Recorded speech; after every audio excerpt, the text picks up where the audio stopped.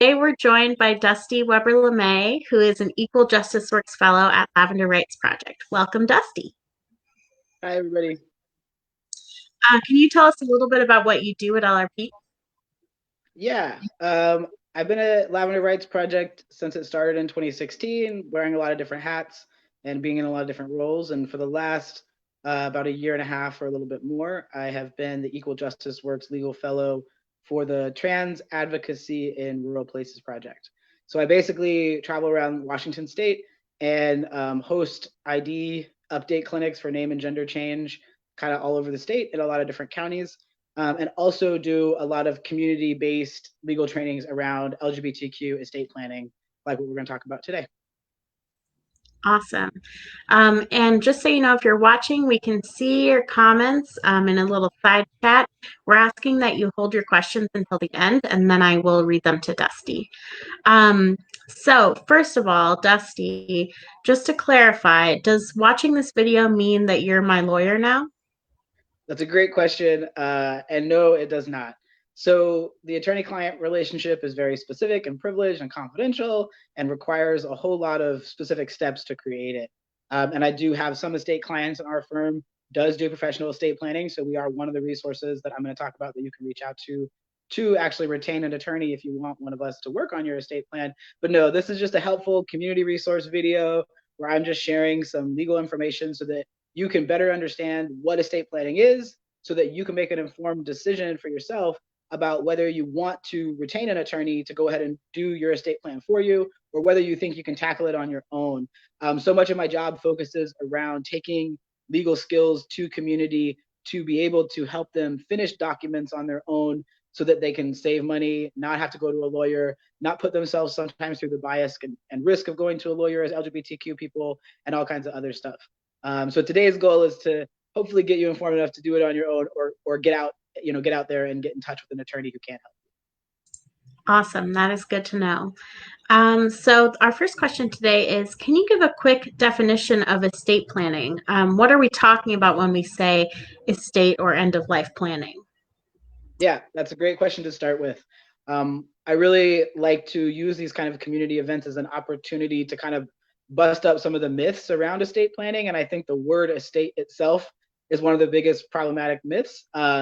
When we talk about estates legally, we're actually just talking about your property and property related issues or will related issues after death, right? So it's this very specific relationship to a legal document and a legal process. I think that we should actually call this life and estate planning, because we're talking about kind of a compilation of a bunch of different documents that come together to create a package. And that sort of package of documents will describe what your wishes are, your desires, your intentions, your values, your arrangements, for both what you want done for yourself or property when you are alive but incapacitated, or when you have died and can't make those decisions for yourself anymore either. So it's essentially all these different standalone documents that you can finish individually and not do the others, or you can do them all together, and that's usually called an estate plan. But again, I would like to kind of push back a little bit against the myth and maybe start reframing it as a life and estate plan, because almost half of what we talk about are documents that are only going to have power when you're alive. So the sort of end of life planning or estate planning is a little bit of a myth, and it sends people in the direction of only thinking about their death related documents when there are so many important things in the life related documents that actually need to be addressed. And so what that should include basically is a very basic estate plan should include a will, which is part of the death related documents, a funeral instruction, which can be included in your will or as part of the death related documents. Other death related documents are like transfer on death forms that come with each of your accounts. Different property agreements can trigger related rights for property after death. Property agreements were a very traditional way that LGBTQ people honor their relationships, like joint tenancy in common, things like that. Those all have their own implications for your estate and your life planning. And then, so that's kind of the death zone of documents that everybody's really familiar with and thinks about with estate planning.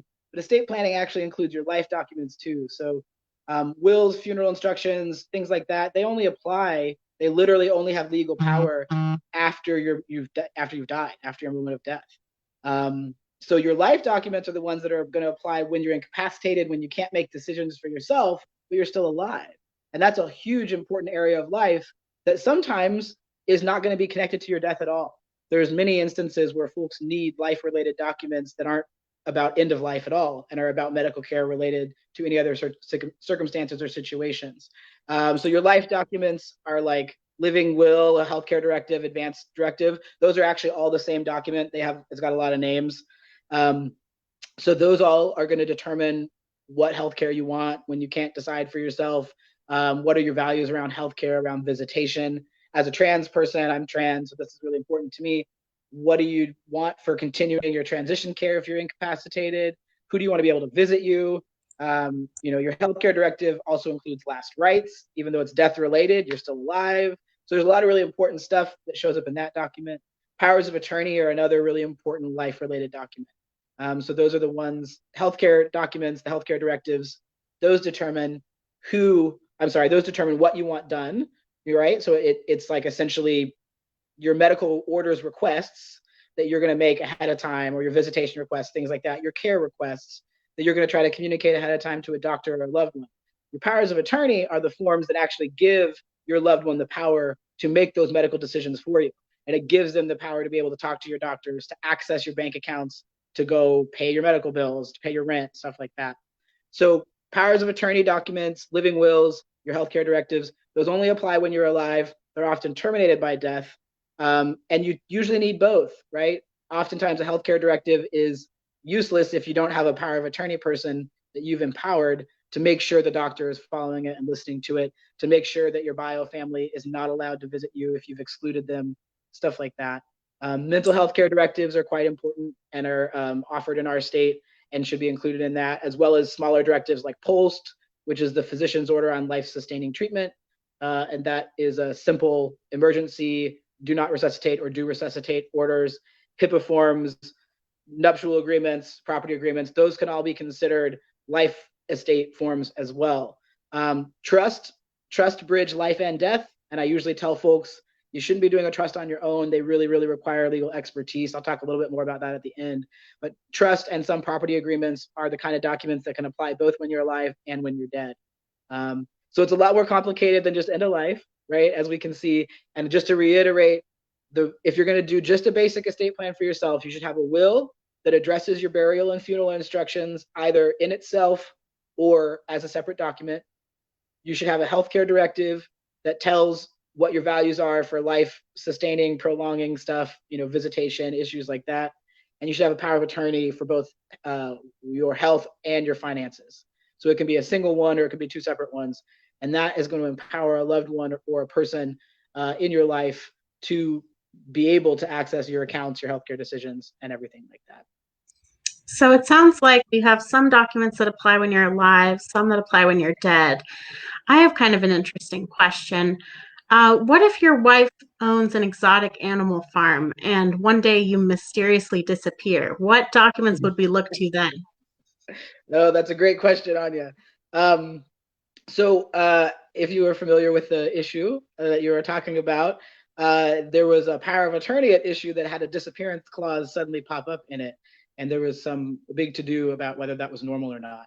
And actually, disappearance is a criteria or a kind of incapacitation.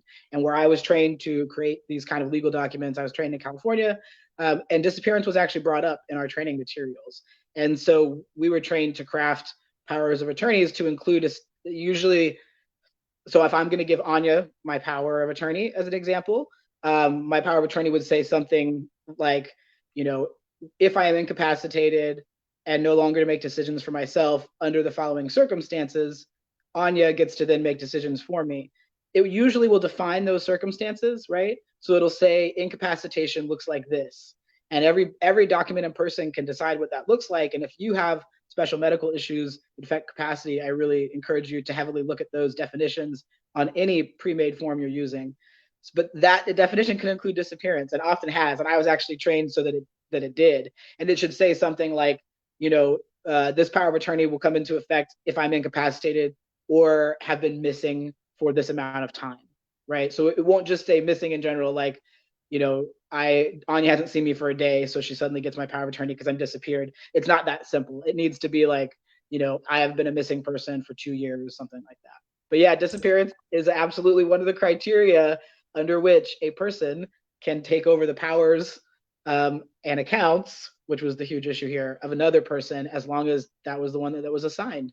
So if I assigned Anya as my power of attorney and then I suddenly mysteriously disappeared on my way to Costa Rica to buy some big cats, if my power of attorney gave Anya that power, then she could have it. Good to know. Good to know. So what if I don't have a lot of assets, no land, property, not a lot of money? Should I still worry about estate planning? Yes, this is actually like the number one question I get from LGBTQ folks, because we often are much poorer than the rest of the country or nation statistically. Absolutely. So life and estate planning is really about values, right? It's about, even if we're talking about money, it's still about what property do you value and who do you value giving it to. But so much, I would say 75% of life and estate planning that I help clients with, or the issues that I've dealt with in my own personal and professional life, are not about money and property related to wealth or value, monetary value, right? So you can leave things that are of personal value to folks when we're talking about death related documents, your guardianship of yourself, your pets, your children, any vulnerable adults you care for, if your partner was to become a vulnerable adult. All of those things are decided in these documents, right? On both the healthcare, both the powers of attorney in the life documents and in the wills in the death side. People of all economic statuses and backgrounds really need to make sure that they have up-to-date and effective, complete estate plans. So much of the healthcare documents don't even address money and property at all, right? So you can say, oh, I don't need to do an estate plan because I don't own a house and I don't have a lot of money. This is my situation, right? I got a lot of student debt. My debt and my ownership issues are probably not going to be worked out anytime soon. If I died right now, I would have a very imbalanced estate that would have nothing to give relative to my debts, right? So I could think, oh, I don't have anything to give. I don't need to worry about doing a will or an estate plan.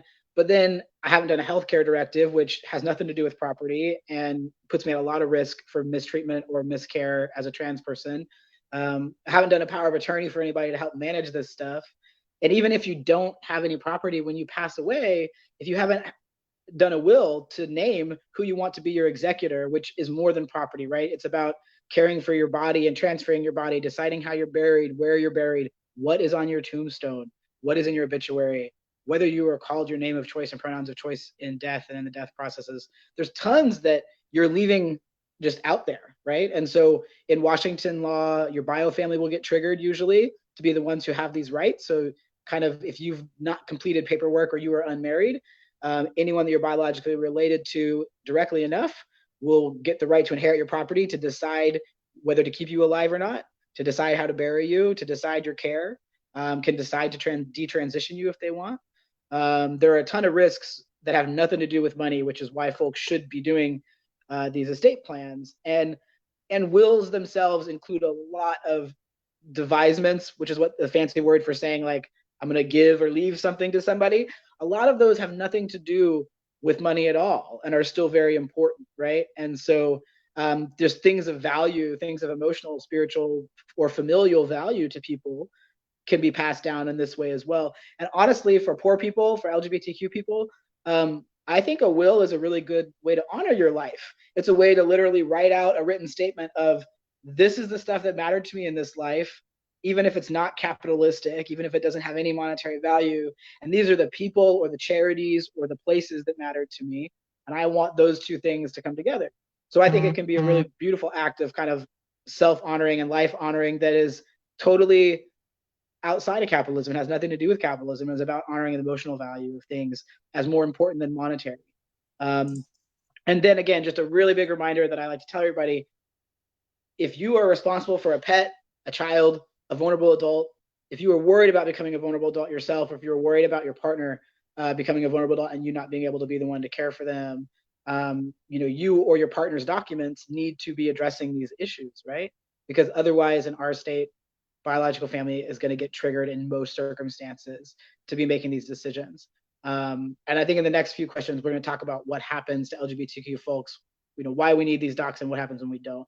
But yeah, definitely like, there's this idea of wealth and estate planning, which I get why poor and lower income folks think that, but estate planning really, especially, it's one of the few legal zones that you can do on your own. So like at most you would just need to like have the resources, to have the time and capacity to kind of do a little bit of self-education and figure out the forms, to print the forms.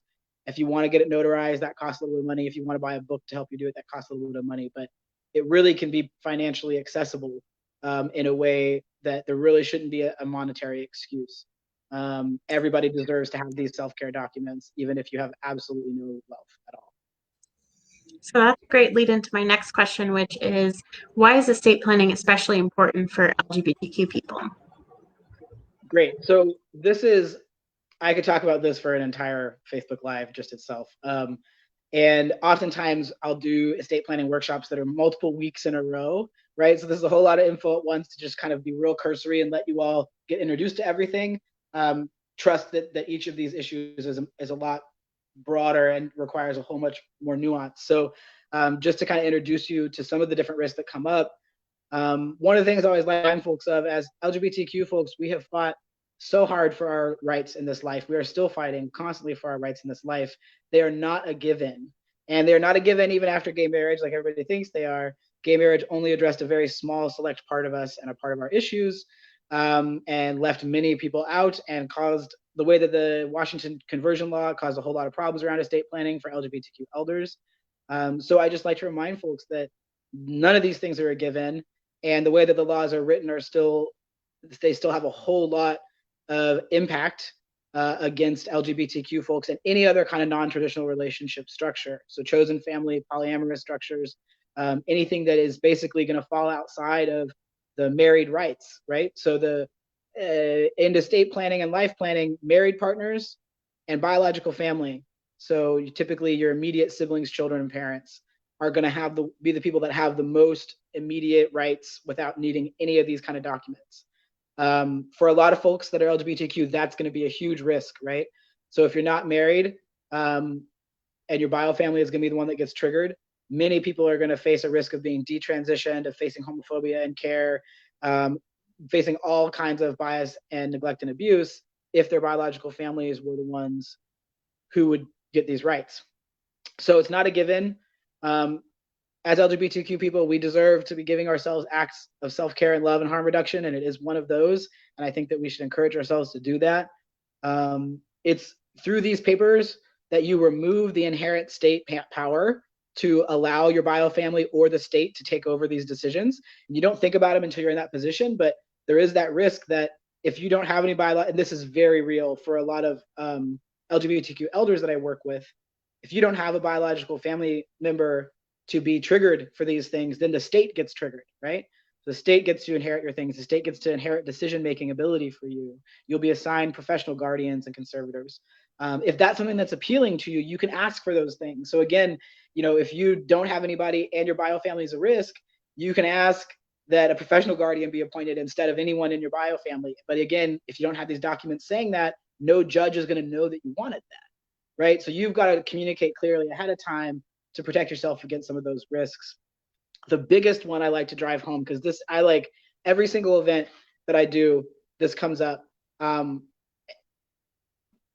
So many LGBTQ elders come up to me and tell me that they have been with their partner 30 plus years, or they had been with their partner 30 plus years.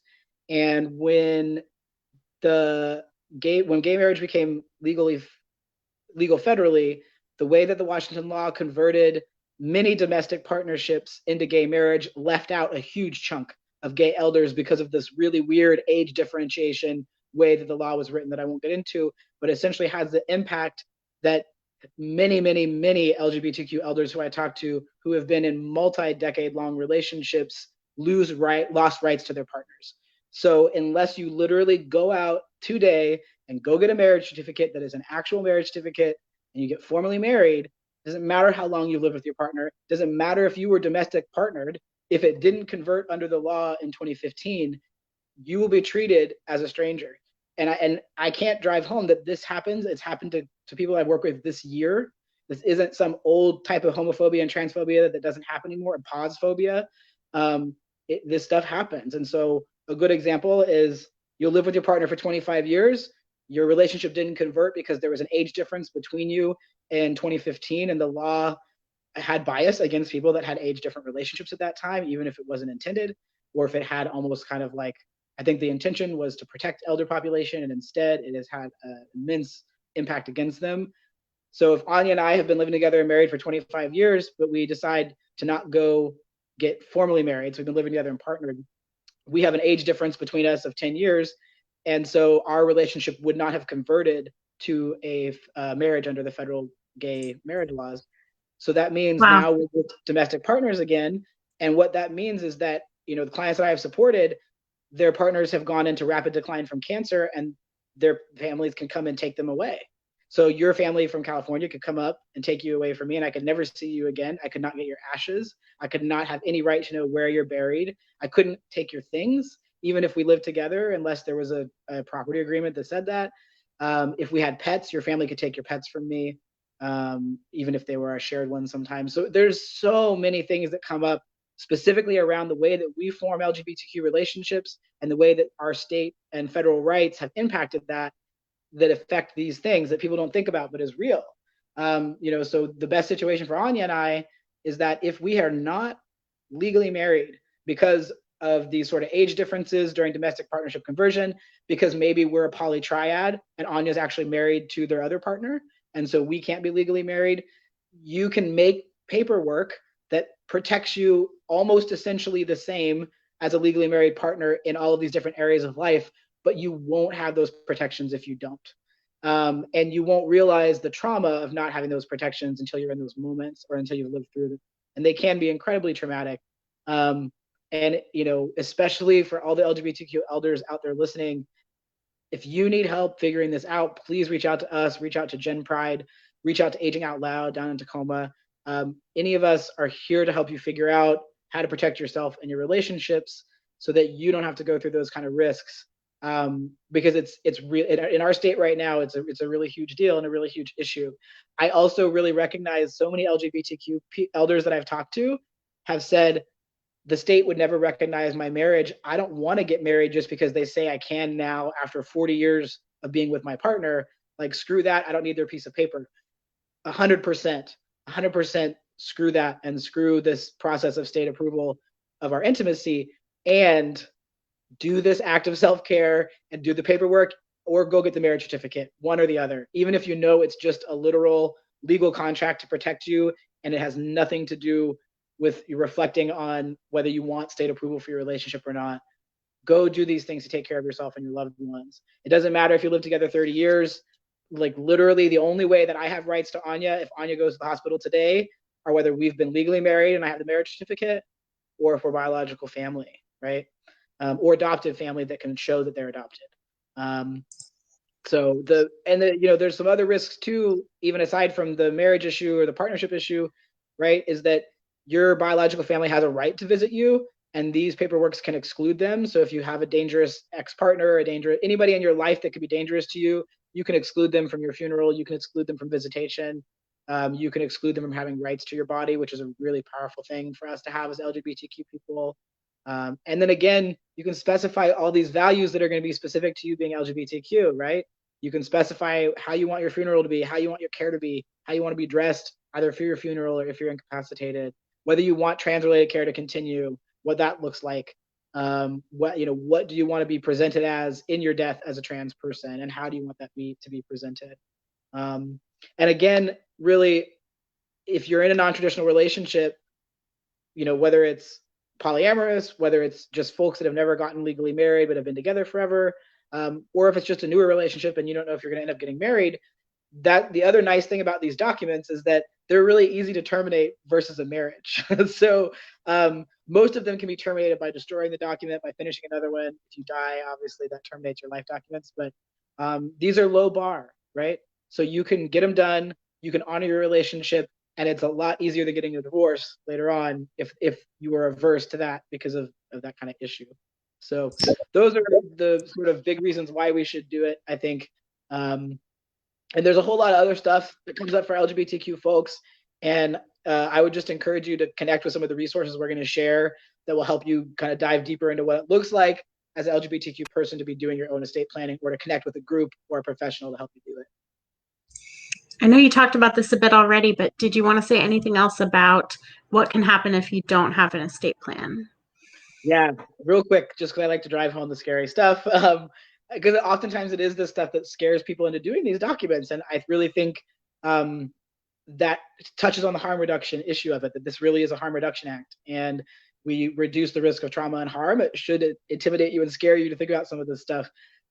Most of the advice I give is actually drawn from personal situations of having lived through losing primarily trans loved ones in really horrible circumstances, and having to not have these documents, and what it looks like as a young person to be navigating those realities without having that information. So just a reminder, your biological family will get rights. And if you don't want them to have rights in all of these different ways, you want to make sure you have paperwork to exclude them.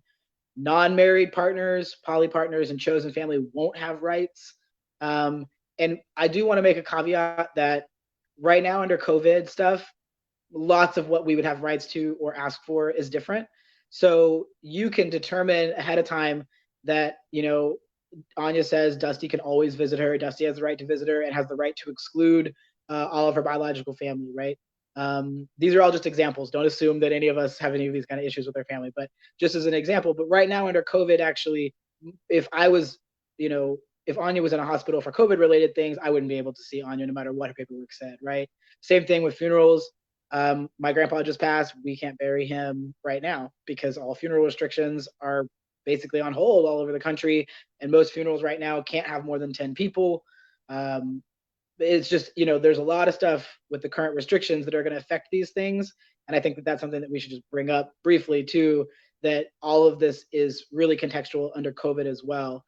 Under normal circumstances, though, you're at risk for visitation from your family, care from your family, not being able to be visited or cared for by folks that are your chosen family or who you would want to. A good example, all of my life plan documents, aside from my biological brother, because he lives here in this city with me, they're all chosen family, right? And so no one that I have assigned anything to would have those rights under Washington law naturally, unless I have assigned them. And then, you can be detransitioned if incapacitated. You can be buried as the gender you were assigned or the sex you were assigned at birth if you haven't kind of address that ahead of time. It's not always a risk, but it is a risk. And you yourself, folks you care for, your pets, can go to people you would not want them to go to if you are not able to make those decisions for yourself. So I know that I brought those risks up a bunch, but that'll be the last time I drive them home. And again, almost all of those have nothing to do with property, right? So again, like no matter how poor you are, no matter what your situation is, if you think you have nothing to leave to anyone, you still deserve an estate plan and a life plan for yourself. Definitely. And our last question is, what does estate planning typically look like, cost, time, etc.? And what are some resources for doing this on a low budget or without a lawyer? Yeah, great. So we have a resource list that is on our website at lavenderrightsproject.org/resources that it should be loaded up right now for the live event. And if not, it will be right after this. And It's in the comments, actually. Okay, great. So the link is there. And if you go on that, I'm going to walk through those resources real quick that are on it, just so folks kind of know what they are. First, I want to talk about really briefly, what does it cost to get this done? What does that stuff look like? So estate planning can be done do it yourself. It's one of the most common things. Life and estate planning is one of the most common legal things that can be done on your own with a little bit of self-education and with forms that are pre-made to be fillable. You can also retain an attorney to do this, and it can be so varied, right? So the lowest end in our state usually for a full estate package or life plan, but a basic one. So it's going to include like a will with funeral instructions, probably a healthcare directive and a power of attorney. But that's it. Should start around, I would say $650 to $750, goes all the way up to $2,500 on average. If you have special issues, if you need special guardianship paperwork, if you want a trust drafted, that all is going to be more than $2,500 and usually will require a retainer to start. Probate is a whole thing we didn't talk about at all, but probate can get really expensive. In our state, it is actually, I wouldn't say it's easy to do on your own. People navigate it on their own all the time, and particularly our state courts have really good self-help systems set up to help you navigate probate on your own, similar to divorce on your own and stuff like that. So if you've got to do probate, a lot of the LGBTQ elders I support are going through probate processes for their parents, right? So if you are a person who's going through probate for someone else, again, you wouldn't do probate for yourself. Probate is basically like the long, multiple hearing legal process that happens after a person dies to figure out what to do with their stuff and their will, if they have one, or if they don't have a will. So that process is not something you would do for yourself, but you're likely to do at some point in your life for a loved one. And that can get very expensive with an attorney, like many thousands of dollars. They have a right to a certain percentage of the property, estate fee, things like that. So probate, if you're doing probate, it can be DIY, it can be with a lawyer, but either way, it's going to be costly with time or money, and that's what you have to consider. And that's literally managing somebody's whole will and property process. Just doing an estate plan, if you're doing a basic one, I would caution you to always get multiple bids, multiple estimates. A lot of firms have varied prices based on their attorney's experience and their hourly rates. And so you might be able to find the same kind of basic estate plan at one place for more affordable than you could at another. But all that being said, trusts are really complicated. I don't ever encourage people to do trust on their own, even if it's a simple trust. Trust really, and the management of trusts, even if it's just a one-time consultation that you pay an attorney for, you really should get professional legal support if you're going to draft a trust. It's the one estate planning and life planning thing that I tell folks, don't do it on your own if you can help it. And then finally, how do you do it on your own? So for basic wills, for healthcare directives, powers of attorney, there are so many resources out there to help you get this done on your own. And I'm going to walk you through some of that real quick, kind of in closing. Now, time-wise, whether you're doing this with an attorney or by yourself, for a basic estate plan, you should plan a few months. If you're really an organized, productive person, you could knock it out over a couple of weekends probably, but these are big life decisions. People ruminate on them a long time. A lot of people haven't thought about some of this stuff in depth. So in my experience with most clients, even those that are in kind of a crisis timeline, it'll take sometimes a few months to get it done. That being said, if you need a rapid one done, there are forms out there that are fillable where you can sit down in 3 hours on a weekend and get it all done. Let's say you're going into surgery, you're freaked out about COVID stuff. There's a lot of ways to just kind of get them done really fast. But for a kind of comprehensive, take your time, be really thorough about it. Hopefully don't have to do it again for many years. Give yourself a few months and plan a few weekends where you're working on it, at least, a Saturday afternoon for a little bit. The most complicated practical thing I can tell folks for finishing your estate plans, if you're doing it yourself, is that coordinating your witnesses with notary can be very complicated, especially under current circumstances. Washington law doesn't require that you have to have a notary. It does require that you have 2 uninterested witnesses for most of these documents. What a good witness is kind of its whole own Facebook Live event. So I encourage you to really make sure that you've educated yourself about what appropriate witness is for each document. And that I tell LGBTQ folks to get them notarized at the same time as well. It makes documents stronger. And for us going into any kind of court, the strongest legal documents we can have better to kind of head off any potential bias against us. So that is one practical tip around doing it yourself. Start planning ahead of time, especially under COVID stuff, how to figure out the sort of witnessing and execution or notary issues. But then talking about the resources for doing it yourself, if you're able to look at that link, you'll see I'm going to read down mostly in order. It might be a little bit out of order from what ended up on the final one. But first, you'll see Lavender Rights Project. We're here to help. We can do document review, or we can do full-blown estate planning for you. The fee ranges from just a simple document review all the way up to a full cost plan. We do provide income-based to full fee related services. So if you are a low-income person, hopefully our services will be accessible to you in that way. We also have pretty regular, hopefully multiple times a year, we tend to be in the community doing these kind of estate workshops. So you could try to get regular with our calendar and plug in to see when we're going to do the next one and if it's available at a community organization that you could access. Washington Law Help has some really wonderful collaborative documents that they made with Northwest Justice Project, which I think on there I just wrote as NWJP, but that's Northwest Justice Project, and they're your local county legal aids for our state. They're active in almost every county, or they have sister offices close to every county. And they typically won't do full-blown representation for estate planning or anything like that. They do have senior helplines though, so I encourage a person, if you're an elder, to definitely reach out to them. And they make really incredible do-it-yourself documents, which I've included links to 3 documents. One of them should be power of attorney, one is health, and one is kind of death planning, wills stuff. So you can just click on those 3 links, print those forms. They have good instruction packets, and that's a kind that you could sit down and do in one weekend if you need to. Gen Pride. So if you're an LGBTQ elder, we do pretty regular collaborations with Gen Pride in Seattle. They're great. And they have a resource that I helped build with them that's an in-house do-it-yourself estate plan course. So you can try to, as an LGBTQ elder, you can try to plug in with Gen Pride for our next event with them, or just to access that resource through them on their own, even if we're not doing an in-person event. It's a permanent resource that they have to share. Another really cool collaboration that you could get in touch with through the website is it's specifically related to COVID-19. Small Law, Q Law, and us did a collaboration last month where we did a 2-hour-long webinar that I encourage you to listen to in parts and take breaks. It's a lot of info and it's kind of heavy stuff, but it's 2 hours where I'll walk you through from start to finish what you need to think about for COVID-19 related just to the life documents. So healthcare directives, powers of attorney, post forms, and HIPAA release stuff. There are links there as well to some fillable funeral instructions and wills, but we were really focused on the healthcare related stuff for that one, and it is LGBTQ specific. So if you're a person who's really at risk for COVID stuff, if you're really worried about having COVID specific issues addressed in your healthcare directive, check out that one, because I crafted new forms just specific to COVID related issues that are going to be a little bit different than your standard healthcare directive and powers of attorney. And it's very LGBTQ specific. Those links include trans different forms.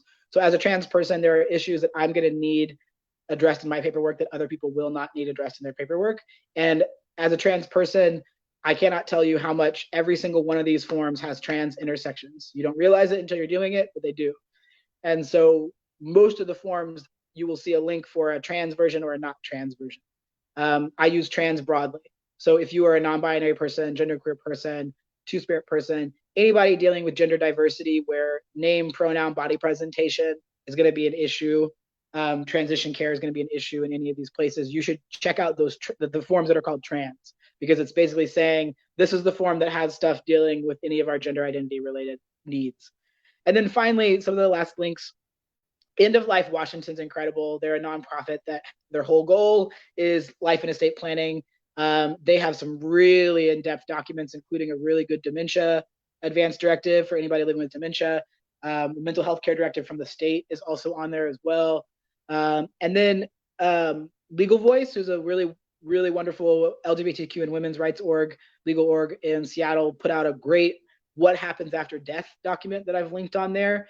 And it is more of a practical tips thing. So it'll talk to you a little bit about death related documents, but mostly it's like, who do I call? What do I do? Like it's, the day that someone dies, it is one of the most helpful documents you could possibly have. So I always like to try to share that with folks.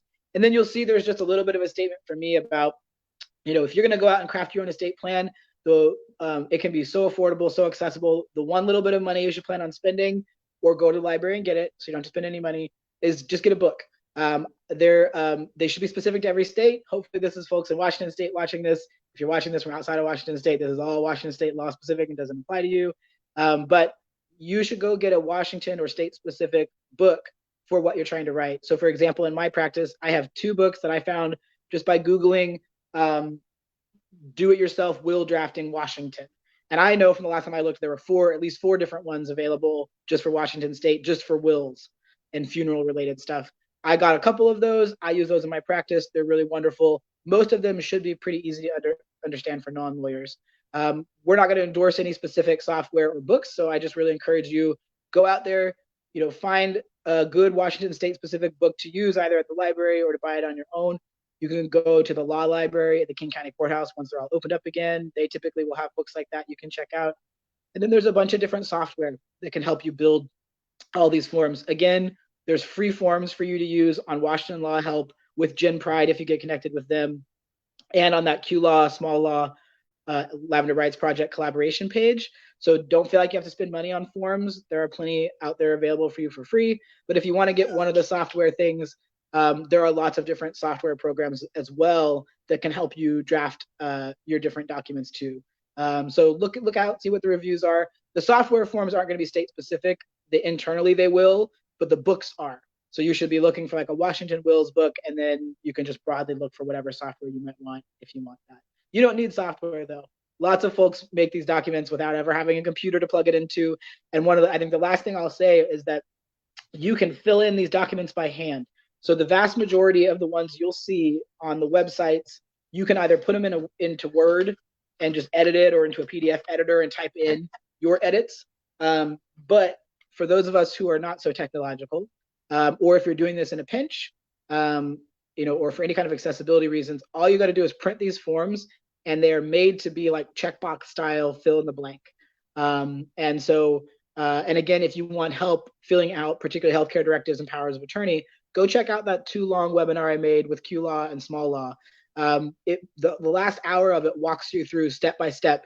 Here's page 1 of that form. This is what this thing means. This is what that thing means.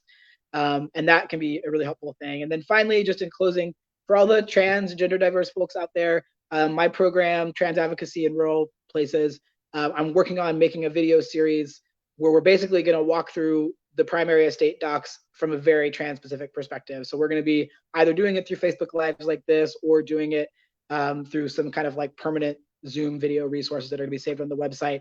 So just keep tuned into those and keep in touch about those.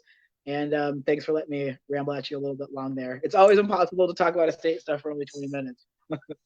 Well, thank you so much, Dusty. And I know this stuff is not easy to talk about or think about, but it seems like there are some things that no matter our age or how much property we have, queer trans people should get started on. So Absolutely. That is all great to know. So I think we'll take questions at this point if folks have questions in the comments. And then I guess while we're waiting for those, we wanted to take some time to say thank you to all our amazing donors who raised over $1,100 for Give Big Washington this week. Yeah, you can still donate through the Give Big Washington platform through May 15th, and you can always donate directly through our website to make sure programming like Legal Tips Live can continue.